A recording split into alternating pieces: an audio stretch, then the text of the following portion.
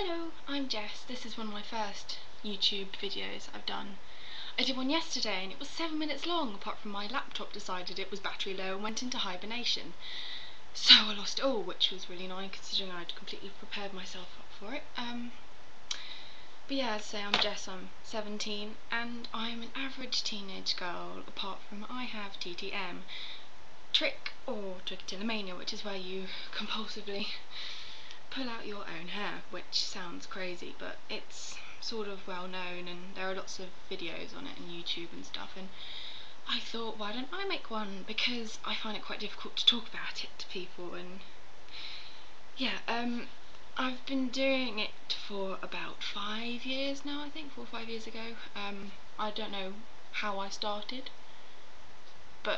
or why. I mean, there are several things. I mean, I was being bullied quite badly, and this girl thought we were friends, but then she'd go back and then she'd completely go against her word, and every day I'd come home from school crying and stuff, and and then she'd always play with my hair. That's another thing. She's like, oh, let's give you a side parting, or what about a zigzag one, and oh, let me straighten your hair, what about plaiting it and stuff. So I thought maybe that's what it was. I was thinking maybe because when I was quite young I was in the woods with my friend and my mum, and my friend ran ahead, kicked over a hornet's nest, he ran off, I was left in the woods, and all of these hornets went for me, went in my hair and started stinging me. All in my head, I had about 50, 60, 70 stings on my head altogether, and I was very young and it was very painful, and I can still remember it, and I still have a little bump behind this ear where it hasn't gone down. It's not on this side. So yeah, and as you can probably see, you can see some of my patches up here. And I used to have really long brown hair. It was lovely. People comment to me saying how lovely my hair was in the hairdressers, because it kind of had like a naturally tawny element to it, and it was really pretty. And a couple of days ago I dyed my hair purple, so now it's, instead of being long flowing brown hair, it's now short, patchy and tufty. I've tried so many things, I really have, and my hair's going a bit crazy today actually. Oh god, that pit I can't cover up, I don't know how to do it. I've tried several things to stop me. First of all, tablets. I only have 2 left. They're very expensive. They're about £20, well for me anyway, considering I'm just at college and have a little waitressing job I do for 4 hours on a Saturday.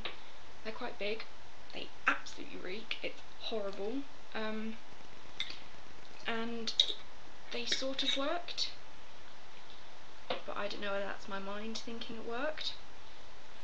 Another thing, please excuse the dorkishness of the hat, wearing a hat at night, because that's when I do it most. Oh. But if you're in a sleepover or something, going over to stay at relatives, you go to bed looking normal, waking up like this, obviously you're going to have a few questions being asked. And I got my cartilage pierced a couple of days ago, well, sorry, weeks ago, and it really hurts and it makes your hair go flat, and you need to spike it up to make it look like you got more. I go to college as well. I have had so many comments about my hair, it's ridiculous. It's like, oh, why doesn't your hair grow at the back? Do you shave it? It's like, dodgy hairdresser type of thing. I get nicknamed Jess the Cow, because apparently these look like my horns. Because before I had it all chopped off, I did have a little bit, but the side bits were a bit longer. I mean, they were literally up to here.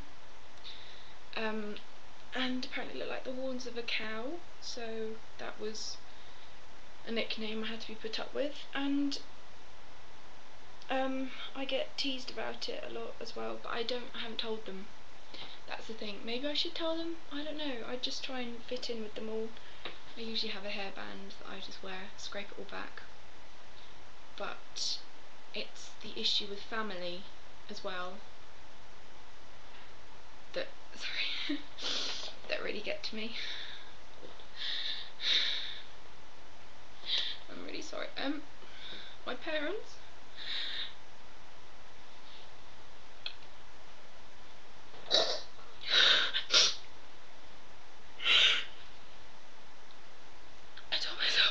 cry, sorry.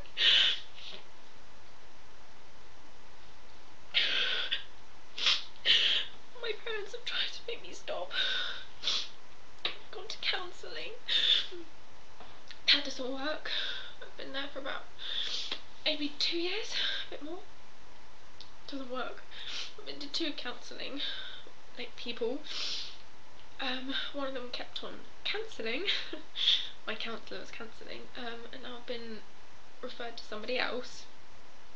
And then I don't think she's working either. She's given me strategies and stuff, but I don't know if I have the willpower, to be honest. It's all very well saying, oh, just stop touching my hair, but it's just not the way it goes at all.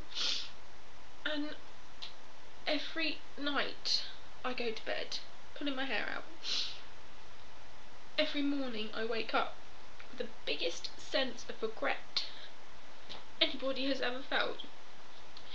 Because you just think of all these people that have tried to help me, and then you just, like, one hair and that's it the rest of the evening. I once went to bed at 10 o'clock and was up until 3 in the morning, just repeatedly feeling for some hairs, selecting the right one and pulling it out. But I didn't just then. But when I was younger, I always used to have my fingers in my hair, and it started me going from my ear, going down to the nape of my neck and pulling out all the knots when I had long hair. And then that's when it started, at the nape of my neck, just down here. And then I had a patch about an inch all the way down my neck. My dad was like, that's not normal. Our daughter shouldn't be doing that. And Mum was like, okay, let's have a talk to her about it. And I didn't know what was going on at all. I just thought I was being normal, you know. And then it was quite funny, one of my friends in class, we're in an English class, and I was pulling out my hair, and one of my friends was like scratching her head, and then she kind of pulled one out. She went, oh no, what's this doing here? I might as well just put it back in, as a joke. And I was thinking, hang on a second, she's thinking about pulling her hair back in, and here I am sitting there pulling it out and out and out and out. And then that's when it moved to here, behind my ears, and then the crown, which I think is worse. I don't know if I can show you my crown. And then it moved to here. Yeah, you can kind of see it a bit more. Because I dyed my hair recently, my scalp's still purple. So yeah, and it's all here. That's the main bit at the moment, and then I've got all here as well. So yeah, and my grandmother really kindly said that she'd get my hair cut short, and I was really grateful and stuff, but it just makes it harder for me to cover it up, and I just have to grin and bear all my bald patches when I go out in public, and I've become very paranoid. I have barely any self-esteem. Yes, it just makes it awful going into college, and after I've had a really long night of pulling out my hair, I just want to stay in my room, not even let my parents see me, just put on my hat and just kind of want to punish myself for doing what I do, because for me it's the worst thing I could do to anyone, because as I say, people used to comment on how long my hair is, and now I feel that people are staring at me the whole time thinking, oh, poor girl, she's having chemotherapy, or she's got alopecia, oh, poor girl, type of thing. But it's like, hang on a second, I don't deserve this sympathy because I'm doing it to myself, but I know other people feel that they should have sympathy for it, and I totally agree with you. But I think it's different for me because I have stopped for 6 weeks, I think, which was one of the best things in my life, and I was so positive, and you know, I was going out and seeing my friends and wearing my hair out in different styles, and then on my birthday I started again, and I don't know why. I just can't stop this at all. And then when you, say for instance, get a Heat magazine, you open it up, what's that? It's a hair advert. And then you have another look, and then you find it's all about wearing your hair in different styles. And then you've got everywhere it's hair, even for people who do their eyelashes, got mascara adverts, and I used to do my eyebrows quite a lot. First up on me cutting them and having 3 stripes. I was in year 5, I remember that. I don't know how old I was. And then I thought, hang on a second, and then I started plucking at them, and I was thinking, hang on a second, I sort of like this in a really strange way. And I remember my mum coming up to me going, Jess, why are you doing that? And I said, it sounds really weird, but I sort of like it. She's like, oh, don't be so silly, don't be so silly. And it's not because she's being mean, I think it's because she didn't understand, because so many people don't understand what people with TTM, Trichotillomania, they just don't understand what they're going through. People who don't have it don't understand the feeling of that kind of burst of relief that you get, the satisfaction, and then the intense regret, guiltiness, depression even, that you've done this to yourself and you can stop it, but it's just so hard not just to keep your hands away from your hair. I mean, all the time I'm downstairs and my mum's like, stop it, get your hands out your hair. And I'm like, oh my gosh, I wish you wouldn't tell me, because it just brings to the attention that that's what I am doing. And this is the type of problem that, for me, I just want to pretend it doesn't happen at all. Like last night I was pulling it out quite a lot, actually, and I have quite a lot of college work to do today, so my mum got me up early because my alarm went off at 7 and I ignored it. And then she just looked at my mattress cover and she went, there are so many hairs on there. It makes me upset that it's affecting other people as well as me. Oh my god.